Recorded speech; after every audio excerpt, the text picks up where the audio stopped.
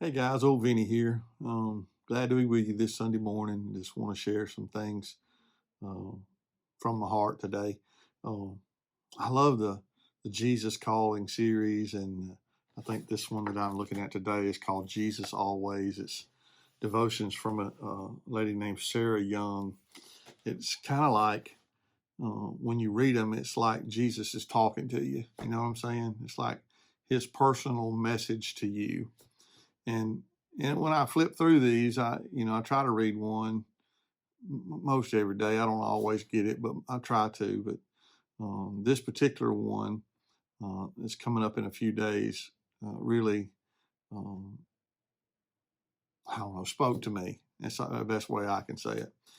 I don't know about you, but um, I tend to try to fix things myself, and that creates a lot of worry and a lot of stress that I don't need to carry around.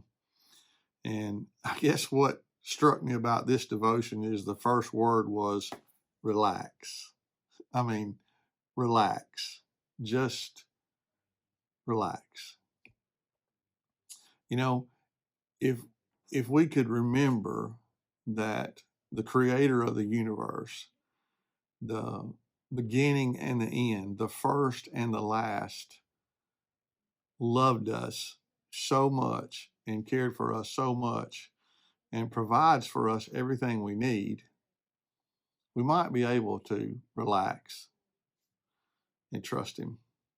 So, listen to what this first sentence says and see if this maybe uh, speaks to your heart. Okay? It says, relax, my child. I'm in control.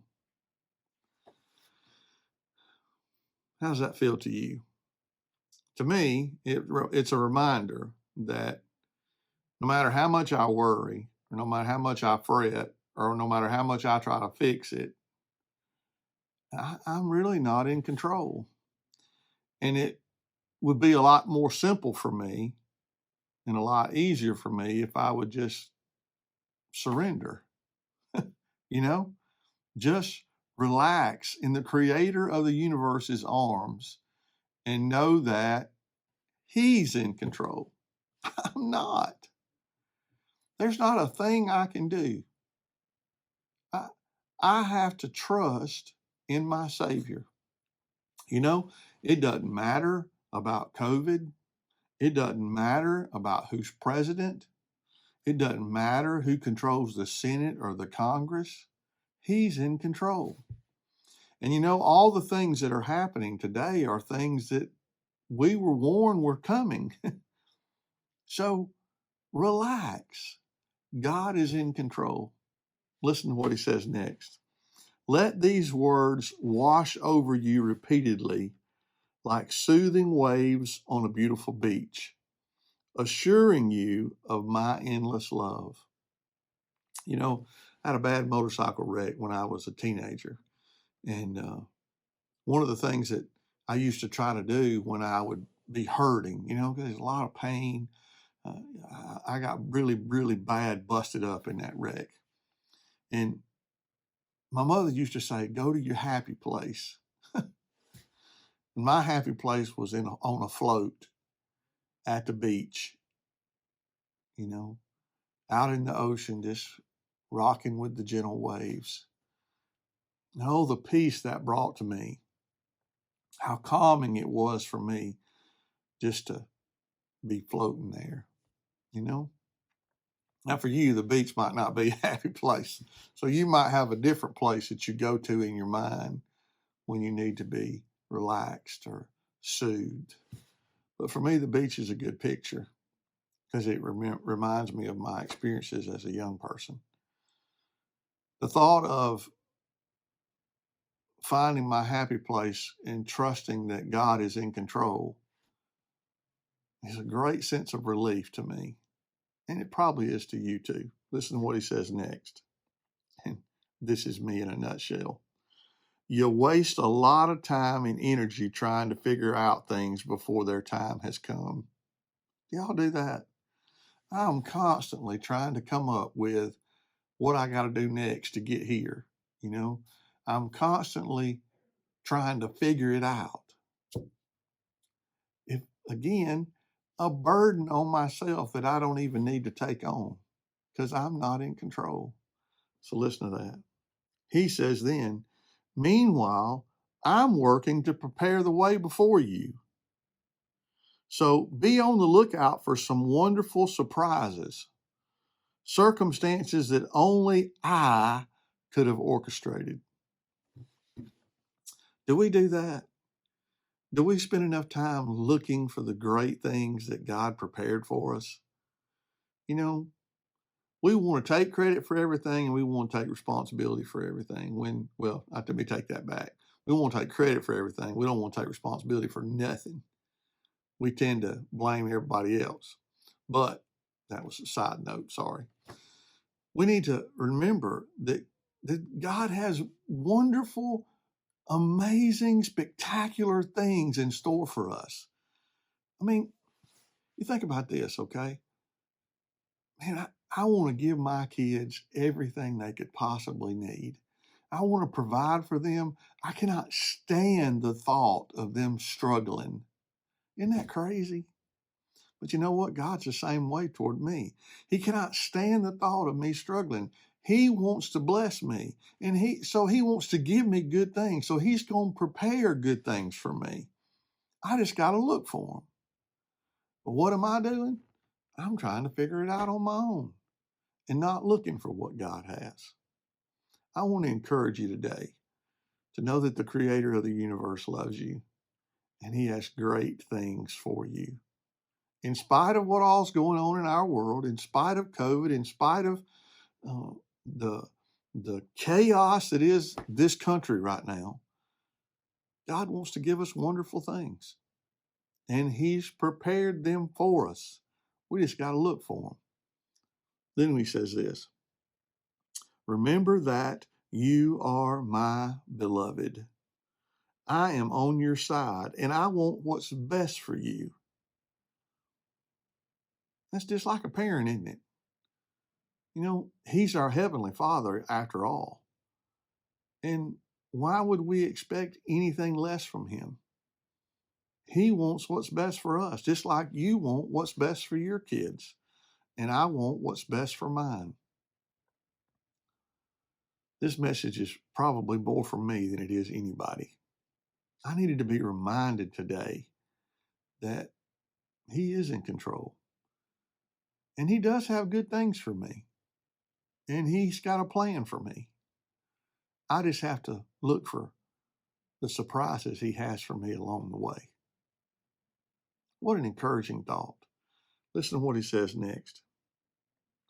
Someone who is loved by a generous, powerful person can expect to receive an abundance of blessing. Having a rich friend can be good sometimes, I guess, is what he's reminding us of. We know powerful people and they really like us. They might want to bless us. You never know. You know, this will be for Edna. Elvis was a generous person and he loved giving things to other people. Gave away Cadillacs sometimes. What a blessing that would be if you needed something like that.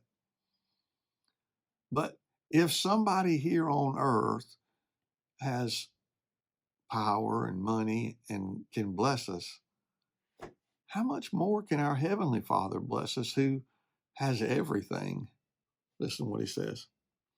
You are loved by the King of the universe, and I have good plans for you. As you look ahead into the unknown future, which is what we're mostly scared of, relax. There's that word again.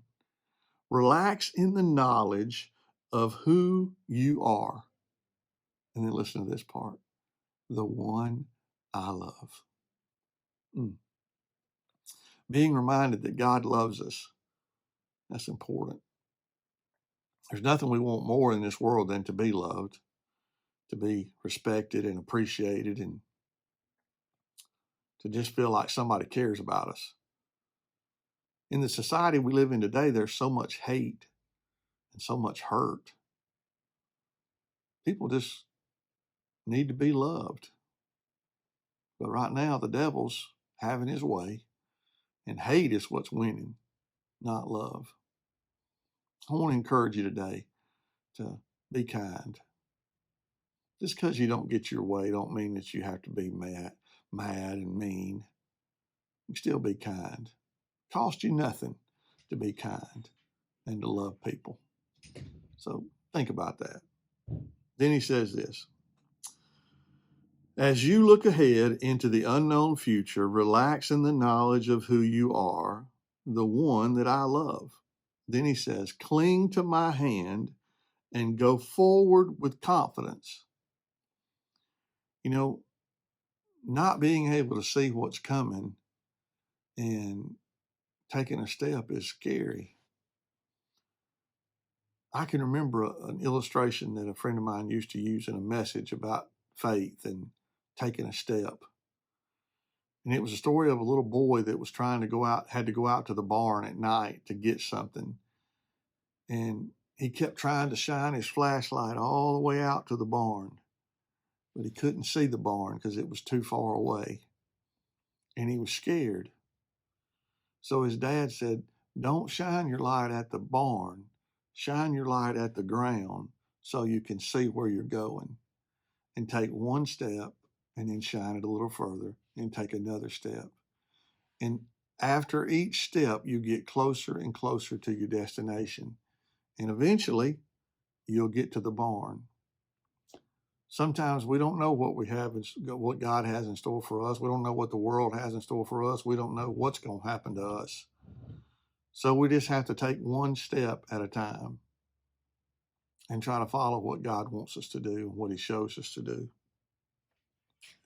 But the good part is he wants us to cling to his hand, hold on to him, which means we ain't by ourselves. We're not walking alone. We're not taking that first step without somebody being with us. He's right there with us. While you and I walk together along the path of life, you trust me. You trust me to fill your heart with joy and your mind with peace. There we go back to that trust and faith thing. We have to remember who God is and remember that he loves us and remember that he sent his son Jesus to die on the cross for us, sacrificed everything to restore a relationship with me and with you. That took an enormous amount of love to sacrifice his only son for us. It's a pretty big deal. So I think we can trust him. And I think we can know that he does have a plan for us. He gives us about 3 scriptures. And the first one's Maymay's favorite. It's from Jeremiah 29:11. Y'all know that's one of her favorites. She likes a couple of verses that go after that too. But Jeremiah 29:11 says, for I know the plans that I have for you, declares the Lord. Plans to prosper you and not to harm you. Plans to give you hope and a future. The Bible tells us that when Jesus left the disciples, he went back to heaven to prepare a place for us. And he said, if I go to prepare a place for you, likewise, I'll come back to receive you unto myself. In other words, he went to heaven to prepare it for us. There's our future. There's our hope. We have a heavenly home that Jesus has prepared for us. And he didn't waste his time going to build that place for us because at some point in time, he's going to come back to get us. That's a hope. No matter what this world throws at us, our future and our hope is in Jesus Christ, in a home that he's prepared for us in heaven. That kind of brightens my spirit a little bit to think about that. You know, sometimes it's so easy for us to get distracted by everything that's going on in the world and to forget the big picture. The big picture is he has a plan for us, and that's to give us a future and a hope. The next verse is from Deuteronomy chapter 33 and verse 12. It says, about Benjamin, he said, let the beloved of the Lord rest secure in him, for he shields him all day long. And the one the Lord loves rest between his shoulders. That's pretty good right there too. It reminds us that the one that he loves can find comfort and peace in him. Don't forget that today. And the last verse comes from Psalm chapter 16, verse 11. It says, "You will show me the path of life. In your presence is fullness of joy. At your right hand are pleasures forevermore." David was talking about what God showed him. He knew that there was a path that he needed to take, and that God would show it to him, and that God's presence in his life could bring him joy. And then he reminds him that at the right hand of God, there are pleasures forevermore. Today, I hope that you've been encouraged. I hope you've been reminded that the King of Kings and the Lord of Lords loves you. And he's never going to leave you, and he's never going to forsake you. He's always going to be with you. Take his hand and take a step of faith, knowing that he has a plan for you. I hope that today you'll be reminded and that you will trust in him. No matter what the world throws at you, we serve a God who's able. Let's pray together. God, thank you so much for this day. I thank you, God, that you love me. God, I thank you that if I'll just put my faith in you and my trust in you like you told me to do, I can just relax. All these circumstances and all these struggles and all these problems that the world is throwing at us today, we don't have to worry about. Because, God, we know that you promised us in your word that you had something in store for us, a future and a hope, something we could trust in and something, God, we could rely on and not have to fret about. God, I pray you'd help my faith. I pray you'd help me to remember that I don't have to figure it out. I don't have to understand everything. There's no way that I can understand the mysteries of God, but I just have to trust you and know that your word promises me that you've got something in store for me.